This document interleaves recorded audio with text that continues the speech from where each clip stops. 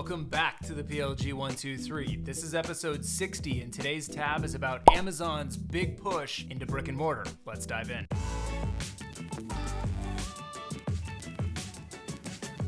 So I'm not sure if you saw this, but Amazon is getting into the department store game. No, literally, they're gonna open 30,000 square foot big box stores. Now, you're smart, so you may be thinking, wait a second, didn't a bunch of department store chains just go out of business last year? Yes, in fact, JCPenney, Neiman Marcus, Lord & Taylor, and many others all declared bankruptcy last year. We're all more dependent on e-commerce than ever, and no one goes to the mall these days, so what the heck is going on here? Well, it is Amazon, and I don't think that the entire company is taking stupid pills again, but rather this is another example of Amazon's obsession with long-term thinking. The company is clearly no stranger to brick and mortar, and they've always had a unique strategic angle. For example, when they bought Whole Foods, they weren't just getting into the grocery store business. They were buying a nationwide cold chain infrastructure network that allowed Amazon Fresh to flourish as a major player in grocery e-commerce and local delivery. So what's the angle with all these department stores? Believe it or not, I think it's inspired by Sears. First off, the product mix is going to be similar to Sears with a focus on things you might want to see in real life like apparel and home goods. And secondly, Amazon is going to prominently feature its own branded products and white label products, which will remind you of the heyday of Sears when they prominently featured higher margin house brands like Kenmore, Craftsman, Land's End, and more. So it worked before for Sears, but will it work again in today's day and age? But look, worst case scenario, if no one actually wants to shop at the Amazon department store, then the company will just turn it into a distribution center and carry on as before. Well, that does it for today on the PLG123. Make sure to follow me and tune in tomorrow for another new tab.